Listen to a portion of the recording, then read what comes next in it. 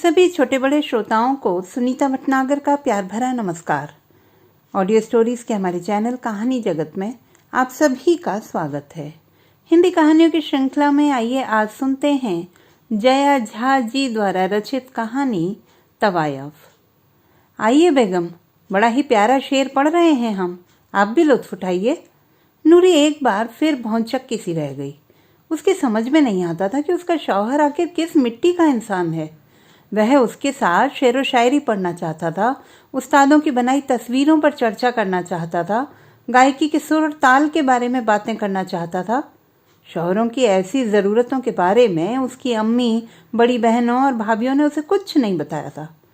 शौहर को रिझाने और जनाने में अपनी जगह बनाकर रखने की तरकीबें उसने सीखी थी, लेकिन गाना बजाना तो तवायफों का काम होता है। शरीफ औरतों को उनके बारे में क्यों पता होने लगा?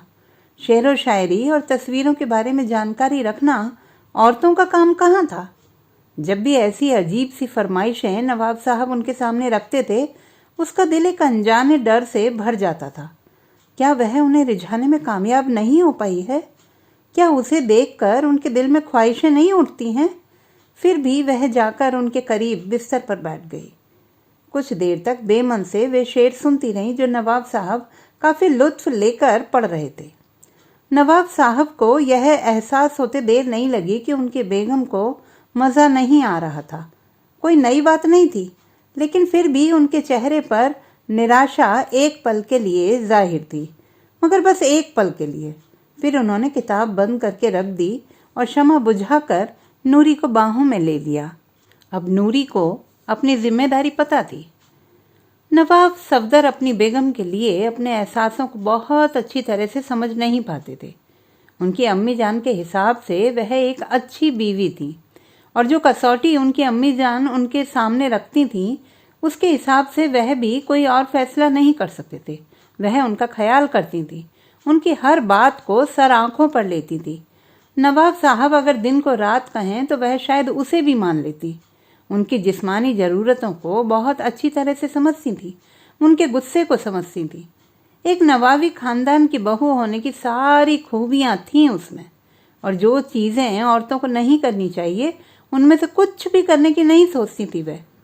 अच्छी बीवी थी वह। लेकिन नवाब सफदर जब 17 साल के थे, तब उनके हम उम्र भाई और दोस्त उन्हें मर्दानगी और नवाबों की शान का हवाला देकर शहर के एक मशहूर कोठे पर ले गए थे। लेकिन सफदर वहाँ ज़्यादा देर तक रुक नहीं पाए थे। वे अपनी अम्मी जान के बहुत करीब थे, और अपने अब्बा जान की उनको लेकर ज़िंदगी भर की बेरुखी के असर को बहुत शिद्दत से महसूस किया था उन्होंने। बचपन से ही अपने अब्बा जान की तरह न बनने का फैसला किया था उन्होंने। ऐसा नहीं है कि जवानी की ज़रूरतों ने उन्हें ललचा न दिया हो, और दोस्तों के मजाक पर ध्यान नहीं देना भी आसान नहीं था।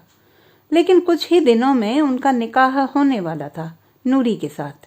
अम्मी जान की पसंद थी वह। उसके साथ सफदर कभी भी वैसा कुछ नहीं होने देंगे जैसा उनकी अम्मी के साथ हुआ था। और उस रात तक तवायफों की सोहबत के नवाबी शौक से अपने आप को दूर रखने में वे कामयाब भी हुए थे। लेकिन उस रात अपने अजीज दोस्त के यहाँ सजी महफिल में सब कुछ बदल गया। उन्होंने निकहत जान को शेर पढ़ते हुए सुना उस महफिल में। जब निकहत महफिल में तशरीफ लाई तो सफदर चौंक गए। 2 पल के लिए उन्हें समझ भी नहीं आया कि क्या करना है। मर्दों की महफिल में एक औरत का यूं धड़ल्ले से चले आना, और वह भी बिना पर्दे के। उनकी समझ में कुछ आता इससे पहले ही उन्हें यह एहसास हुआ कि वे अकेले हैं जिन्हें कुछ अजीब लग रहा है। बाकी लोगों की इस औरत के साथ बड़ी बेतकल्लुफ़ी से दुआ सलाम चल रही थी। लोग उनके खुशामदीद करने के लिए आगे भी बढ़ गए थे। आखिरकार माहौल थोड़ा शांत हुआ तो निकहत की नज़र उन पर पड़ी। झिझक और अचरज साफ दिखी उसकी आंखों में एक पल के लिए।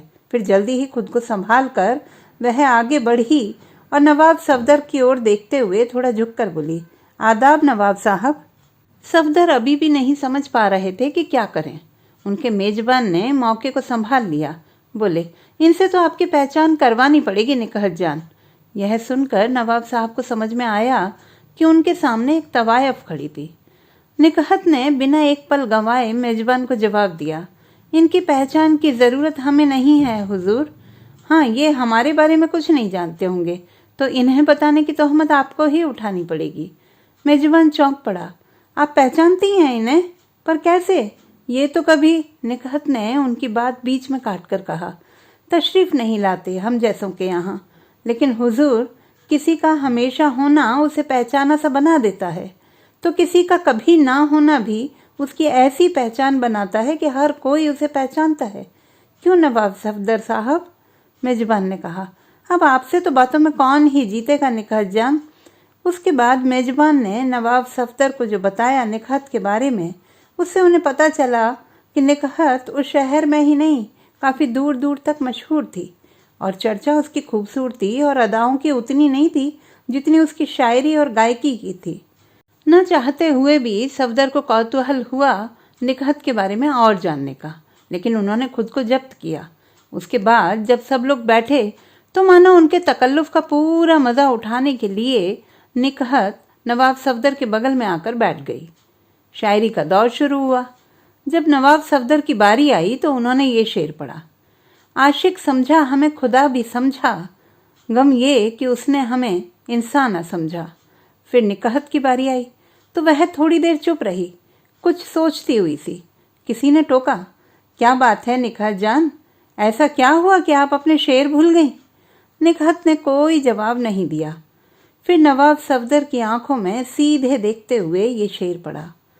इंसानों की पहचान रखते हैं जो उनके पहलू में आने की बात इंसान न समझा।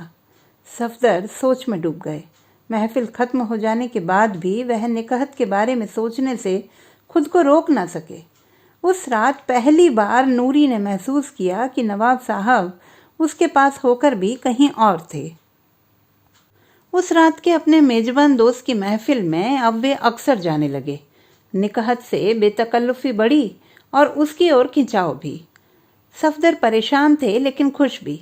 उन्हें लगता था कि वे निकहत के जाल में फंसते जा रहे हैं, लेकिन मन की बातें किसी से कहने की ऐसी आज़ादी उन्होंने पहले नहीं जानी थी।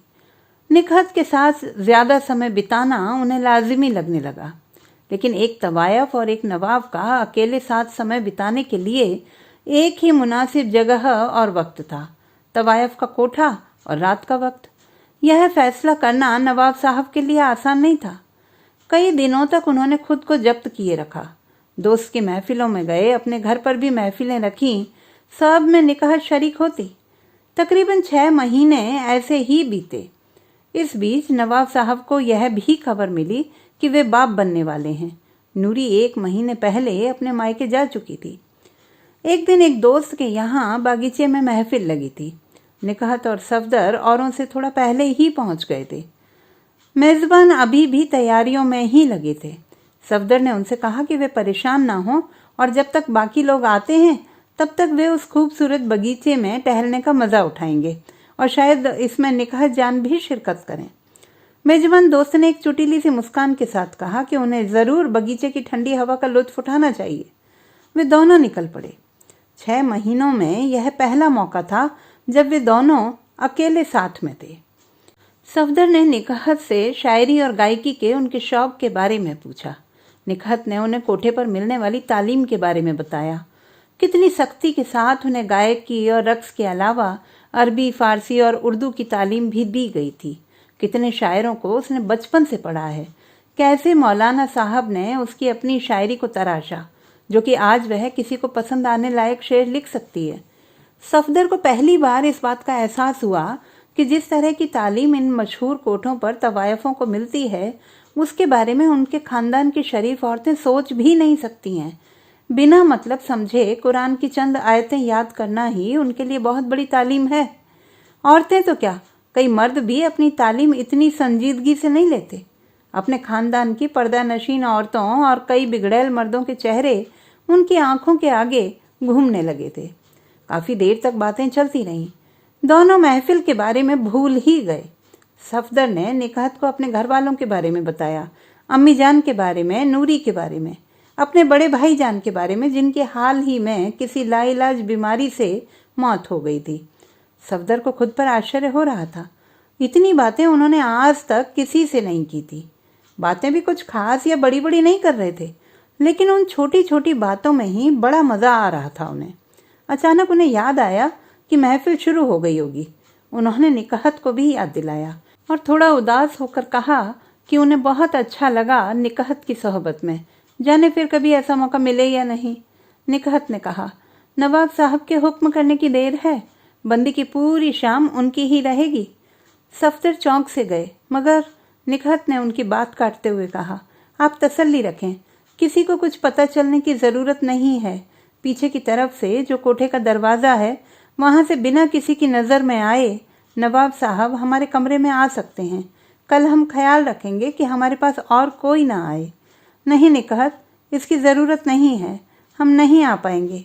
कोई बात नहीं, बंदी की एक शाम इतनी बेशकीमती भी नहीं है कि बर्बाद होने से दुनिया में कोई तूफान आ जाए। हमारे पास कल और कोई नहीं आएगा, कहकर निकहत आगे बढ़ गई। जब दोनों बाकी लोगों के पास पहुंचे तो महफिल शुरू हुए काफ़ी वक्त हो चुका था। किसी ने उन्हें देखते ही कहा, आइए निकहत जान, आज तो आपने अपने साथ साथ हमारे एक पाकदामन दोस्त की शायरी से भी हमें महरूम कर दिया। निकहत ने छूटते ही जवाब दिया, काश कि इस मुश्किल काम को करने का सहरा हम अपने सर पर बांध सकते जनाब। नवाब साहब को तो बगीचे के गुलाबों ने ऐसा पागल कर दिया कि वहीं बैठकर शेर लिखने लगे और रास्ता तक भटक गए उनके पीछे।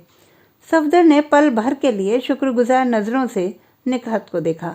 महफिल में बैठे किसी और आदमी ने कहा, आप जो भी कह लें निकहत जान, हम तो आपको ही कसूरवार ठहराएंगे और आपकी सज़ा ये है कि एक आध शेर नहीं, एक पूरी गज़ल आप हमें गाकर सुनाएं। गाकर? मगर अभी साजिंदे कहाँ हैं? क्यों नखरे कर रही हैं निकहत जान? आपकी आवाज़ भी भला किसी साज की मोहताज है। आप हमें भले ही कसूरवार ठहराएं, लेकिन हमारे कसूर में नवाब साहब का भी तो बराबर का हिस्सा है। उन्हें कोई सज़ा नहीं मिल रही, कम से कम वे खुद हमें गाने के लिए तो कहें। लोग हंस पड़े, सफदर भी मुस्कुरा दिए। हम बड़ी बेचैनी से आपको गाते हुए सुनने का इंतज़ार कर रहे हैं। ठीक है, कल ही लिखी है ये गज़ल हमने। और निकहत ने अपनी सुरीली आवाज़ में यह गज़ल सुनाई। मेरी नज़रों ने जब तीर चलाए, सब घायल होने मेरे दर आए, पर कौन है वो जो दूर जा रहा, कि तीर कहीं ये चुभ ना जाए। मुसाफिर न तेरे पंख कटेंगे, एक बार गर नज़र मिलाए, आजा मेरे आंगन दम भर, ज़रा देर तो हम मुस्काएं। अगले दिन शाम को नवाब सफदर अकेले ही घूमने निकले। निकहत के कोठे से 5 कोस दूर उन्होंने कोचवान को वापस जाने को और अगली सुबह वहीं मिलने को कहा। उससे यह भी कहा कि अम्मी जान को कहलवा दें कि वे रात एक दोस्त के यहाँ बिताएंगे। निकहत ने जब दरवाज़ा खोला तो नवाब साहब घबराए हुए थे, लेकिन अंदर वाकई और कोई नहीं था, साजिंदे तक नहीं। वे चले तो आए थे, लेकिन उन्हें भरोसा नहीं था कि निकहत अपनी पूरी शाम सच में खाली रखेंगी, वह भी तब जब उन्होंने आने का कोई वादा भी नहीं किया था। लेकिन निकहत जुबान की पक्की निकली। कमरा खाली देखने के बाद नवाब साहब को बेतकल्लुफ़ होने में ज़्यादा देर नहीं लगी। दोनों में से किसी ने ऐसा कुछ भी नहीं कहा या किया जिससे लगता कि उनका वहाँ आना कोई नई बात है। रात भर बातों, शायरी और गायकी का दौर चलता रहा। साजिंदे नहीं थे तो नवाब साहब ने खुद ही बीच बीच में कुछ साज उठा लिए। सुबह उन्होंने 2 दिन के बाद फिर से आने की बात कही और निकल पड़े। उनके जाने के बाद निकहत की नज़र साजों के बीच रखी एक थैली पर पड़ी। उसने उसे खोला तो उसमें ढेर सारे सोने के सिक्के पड़े थे। 2 दिन बाद जब नवाब साहब वापस आए तो उन्होंने तस्वीर बनाने के लिए रंगों और कागज़ की फरमाइश की। उस रात उन्होंने निकहत की एक तस्वीर बनानी शुरू की। कुछ देर बनाकर फिर आगे पूरी करने की सोच कर बैठ गए।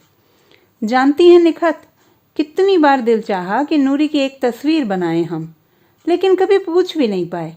हमेशा ऐसा लगा कि जैसे उन्हें सही नहीं लगेगा। शायद आपको ठीक ही लगा। वैसे आप ये क्यों छोड़ कर गए थे? निकहत के हाथ में वह थैली थी।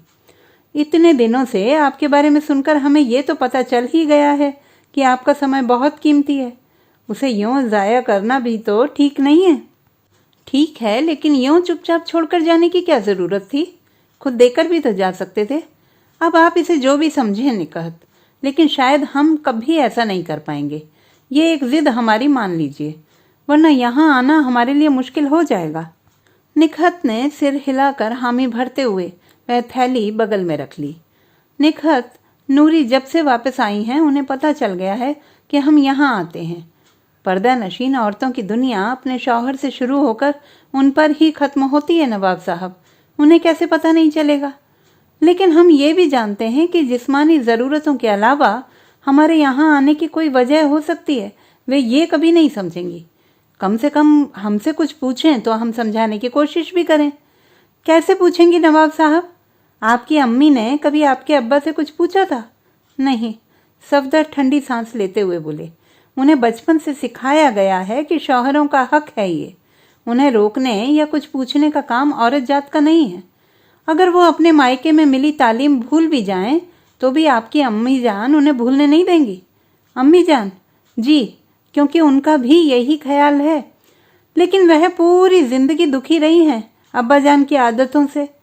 लेकिन उसके लिए उन्होंने खुद को कसूरवार ठहराया है कि वो अपने शौहर को रिझा कर ना रख सकी, और अभी वह आपकी बेगम को भी इसी के लिए कोस रही होंगी। निखत, आप कैसे सब कुछ जानती हैं? निखत ठहाका लगाकर हंस पड़ी। आपने कभी अपने खानदान की औरतों से हम जैसी औरतों की चर्चा की है नवाब साहब? वे नफरत भरे लफ्ज़ों में आपको बताएंगी कि हमने घाट घाट का पानी पिया हुआ है, और सच भी है, हमने दुनिया देखी है। बुराई क्या है दुनिया देखने में निखत? पता नहीं हमें, आपको भले ही ऐसा लगे, लेकिन सच यह है कि हम सब कुछ नहीं जानते हैं। जैसे कि इस सवाल का जवाब हमारे पास नहीं है, दुनिया देखने में क्या बुराई है? निखत सोच में डूब गई। नवाब साहब भी चुप थे। कभी यूं सोचा नहीं था नवाब साहब, लेकिन अब ये अजीब सी बात बड़ी जाहिर लग रही है। हमारे समाज में एक आदमी के पास दुनिया देखने के कई तरीके हैं। वह अपने किसी भी फन का इस्तेमाल कर सकता है और दुनिया में अपने बूते पर रह सकता है। वह नवाबों को शायरी सुनाकर अपना पेट भर सकता है और शरीफों की जिंदगी जी सकता है। लेकिन अपने आप को शरीफ कहलाने का एक ही जरिया है एक औरत के पास, वह है पर्दा। और पर्दा करने के बाद ना वह शायरी कह सकती है, न गीत गा सकती है, न तस्वीरों की समझ रख सकती है, ना ही दुनिया में अकेले कदम रख सकती है। ये सब उसकी शराफत पर बट्टा लगाते हैं। थोड़ी देर की चुप्पी के बाद निकहत फिर बोली, कोई भी फन सीखने का, उसे दुनिया को दिखाने का हक औरत को एक ही सूरत में मिल सकता है नवाब साहब, और वह तब जब वह अपना जिस्म बेचने लगे और तवायफ बन जाए। इसलिए हमें तालीम मिली, इसलिए हम आज आपको शायरी सुना सकते हैं, आपसे अपनी तस्वीर बनवा सकते हैं, और कोई कुछ नहीं कहेगा, आपकी बेगम भी नहीं। आपको बुरा नहीं लगता निकहत इस तरह कोठे पर रहना? हाँ, हमारा तो जन्म ही कोठे पर हुआ था। हमारी अम्मी की कहानी और थी, वह अपनी मर्जी के खिलाफ यहाँ लाई गई थी। जिंदगी भर दुखी रहीं कि शराफत की जिंदगी नहीं मिली उन्हें। कभी अपने पेशे को दिल से नहीं अपना पाई वह। उन्हें शायद हमेशा बुरा लगता रहा यहाँ रहना, मगर हमारे लिए एक तवायफ बनना उतनी ही आम बात थी जितनी खानदानी औरतों के लिए पर्दा करना। अभी भी है। अजीब लग रहा होगा ना सुनकर आपको? हमें शर्मिंदगी नहीं है अपने पेशे पर। नवाब साहब चुप ही रहे। उनके चेहरे से उनके दिल की बात का कोई पता नहीं चल रहा था। निकहत ने अपनी बात जारी रखी, शायद एक दिन ऐसा आएगा जब औरत को दुनिया देखने के लिए तवायफ बनना जरूरी नहीं रहेगा। निकहत, आप हमारे साथ चलिए, हमारे घर। इज्जत के साथ नवाब साहब। जनाने में? हाँ, निकहत ने मुस्कुराते हुए जवाब दिया। आपने हमें अपनी बात पूरी करने का मौका नहीं दिया नवाब साहब। शायद एक दिन ऐसा आएगा जब औरत को दुनिया देखने के लिए तवायफ बनना जरूरी नहीं रहेगा, जब वह भी अपने और फनों के साथ सर उठाकर जी सकेगी। लेकिन जब तक ऐसा नहीं होता है, हम पर्दा नशीन शरीफ औरत की बजाय दुनिया देखने वाली तवायफ ही रहना पसंद करेंगे। जनाने के पर्दे में हमारी गायकी मर जाएगी नवाब साहब, हमारी शायरी दम तोड़ देगी और हमारी तालीम उसे जंग लग जाएगी। हम यहीं ठीक हैं नवाब साहब। आपके जनाने में हम वह निकहत नहीं रह पाएंगे जिसकी सोहबत आपको अच्छी लगती है। हम भी एक नूरी बन जाएंगे। पता है निकहत, हम अक्सर सोचते थे कि हम यहाँ क्यों खिंचे चले आते हैं। जिस्मानी रिश्ते नहीं हैं हमारे। फिर भी कई तरह के जवाब खुद को दिए हमने, लेकिन आज हमें सही जवाब मिला है। निकहत के चेहरे पर थोड़ा डर सा छा गया। और क्या है वह जवाब? आदमी और औरत को खुदा ने एक दूसरे की शरीके जिंदगी बनने के लिए इस रिश्ते में डाला है। निकाह हम उस शरीके जिंदगी को पाने के लिए करते हैं। मगर हम इंसानों के समाज ने औरत और मर्द की जिंदगी ही इतनी अलग अलग कर दी है कि वे एक दूसरे की जिंदगी में शरीक हो ही नहीं पाते और निकाह का रिश्ता जिस्मानी रिश्तों से आगे जा ही नहीं पाता। निकट हमारे और आपके रिश्ते को हम कभी पाक साबित नहीं कर सकते। आज के लोग, आने वाली नस्लें इसे जिस्म की भूख का नतीजा मानेंगी और हम शायद उन्हें ये कभी नहीं समझा पाएंगे कि आप में हमने शरीके जिंदगी को पाया है, जबकि वह हमारा निकाह का रिश्ता है जो हम बिस्तर होने के अलावा और कुछ न बन सका। हाँ निकहत, और दुनिया फिर भी आपको तवायफ और नूरी को शरीफ औरत कहेगी। दुखी ना हो नवाब साहब, हम फिर भी खुश हैं। नवाब साहब उठकर खड़े हो गए। निकहत भी उनके पीछे खड़ी हो गई। सफदर ने आगे बढ़कर निकहत का चेहरा अपने हाथों में लिया और बोले, हमेशा ऐसे ही खुश रहिए निकहत, लेकिन अब हमें जाना होगा। हम नूरी को अम्मी जान की तरह दुख और पछतावे की जिंदगी जीते नहीं देखना चाहते। जो वह नहीं समझती उसमें पूरे समाज की गलती है, उनकी नहीं। और अपनी बच्ची को हम बेहतर तालीम देना चाहते हैं। आपके साथ बिताए गए पल हमारी जिंदगी के सबसे खूबसूरत लम्हे बनकर हमारे साथ रहेंगे और हम इस एहसास के साथ खुश रहेंगे कि हमें हमारी शरीके जिंदगी मिली थी। आप भी हमेशा खुश रहिए। इतना कहकर नवाब साहब पीछे हट गए। पहली बार उन्होंने निकहत को छुआ था। निकहत की आंखों में आंसू से थे, जिस पर उसने फौरन काबू पा लिया। फिर अपनी तस्वीर जो अब पूरी हो चुकी थी नवाब साहब को देती हुई बोली, इसे रखिए, हमें याद करते रहिएगा, हम खुश रहेंगे। नवाब सफदर तस्वीर लेकर फौरन बाहर निकल गए। उनके जाने के बाद निकहत को कमरे में साजों के बीच एक और थैली मिली, सिक्कों से भरी हुई। नूरी की चिंता के दिन चले गए थे। उसने सोचा कि शायद बेटा ना होने की वजह से नवाब साहब उससे नाराज थे और दूर हो गए थे, मगर अब उन्होंने उसे माफ कर दिया है। इतना ही नहीं, वह अपनी बेटी की परवरिश में बहुत दिलचस्पी लेने लगे थे। घंटों उसे और अपने मरहूम बड़े भाई साहब के लड़के शौकत को अपने साथ लेकर बैठे रहते थे और उनसे बातें किया करते थे। कहकशां नूरी और नवाब साहब की बेटी अब 13 साल की हो चुकी थी। खुद नवाब साहब ने उसे और शौकत को साथ साथ हर तरह की तालीम दी थी और अभी भी दे रहे थे। दोनों ही बच्चों का दिमाग काफी तेज था और नवाब साहब मन ही मन यह सोचकर खुश होते थे कि उनकी बेटी और औरतों की तरह नहीं होगी। शराफत के दायरे में रहकर भी वह किसी की हम सफर बन सकेगी, सिर्फ हम बिस्तर नहीं। शायद शौकत की एक सी परवरिश और तालीम के साथ दोनों की जोड़ी अच्छी रहेगी। लेकिन पिछले 1 महीने से उन्हें शौकत के बर्ताव में काफी बदलाव सा नजर आ रहा था।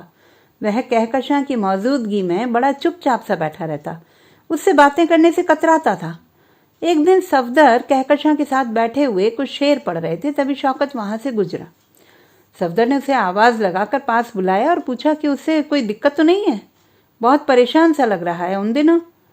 उसी समय उन्हें अपना गला सूखता हुआ सा महसूस हुआ, तो उन्होंने कहकशां को पानी लाने को कहा। तभी अचानक से शौकत बोल पड़ा, चाचा जान, हमें लगता है कि कहकशां का अब यूं मर्दों की सोहबत में रहना ठीक नहीं है। शायरी, संगीत, ये सब शरीफ घरों की औरतों के लिए नहीं है। अच्छा यही होगा कि अब वह पर्दा करे और जनाने में ज्यादा समय बिताए। नवाब साहब को शौकत की बात सुनकर ऐसा झटका लगा कि वह थोड़े समय के लिए कुछ बोल ही नहीं पाए। फिर उन्होंने बोलने की कोशिश की, मगर बेटा देखिए चाचा जान, इस मामले में बहस करने से कोई फायदा नहीं है। लोग बातें बनाने लगे हैं। कहकशां के लिए भी यही अच्छा है। दादी जान भी हमेशा कहती रहती हैं कि कहकशां को औरतों के कायदे सीखने की जरूरत है। कहकशां उस वक्त तक चेहरे पर बिना कोई शिकन लाए उनकी बातें सुन रही थी। उसी तरह से वह अब बोली, शायद ये ठीक ही कह रहे हैं अब्बा जान, अम्मी जान और दादी जान भी तो यही चाहती हैं। आज से हम जनाने में ही रहेंगे पूरे दिन। एक झटके से मुड़कर वह अंदर गई और पर्दा किए हुए बाहर निकली। अपने अब्बा जान को जब उसने पानी दिया तो नवाब साहब को पता लग गया कि पर्दे के पीछे उन आंखों में आंसू थे। उस रात मुजरा करते समय एक शख्स को अंदर आते देखकर निकहत की आवाज पल भर के लिए लड़खड़ा गई। गजल तो उसने संभाल ली, मगर उसके बाद तबीयत ठीक ना होने का बहाना करके अंदर चली गई। एक एक करके सब लोग चले गए। साजिंदे भी साज सामान समेट कर निकल गए। तब नवाब सफदर निकहत के कमरे में घुसे। वह जमीन पर पैर फैलाए बैठी हुई थी। सफदर अपना सर उनकी गोद में रखकर लेट गए और आंखें बंद कर लीं।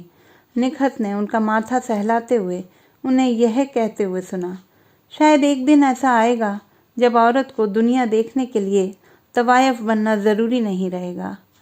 तो दोस्तों, ये थी हमारी आज की कहानी। आपको कैसी लगी कमेंट बॉक्स में लिखना ना भूलें। चैनल को सब्सक्राइब करें, लाइक करें और मित्रों के साथ शेयर करें।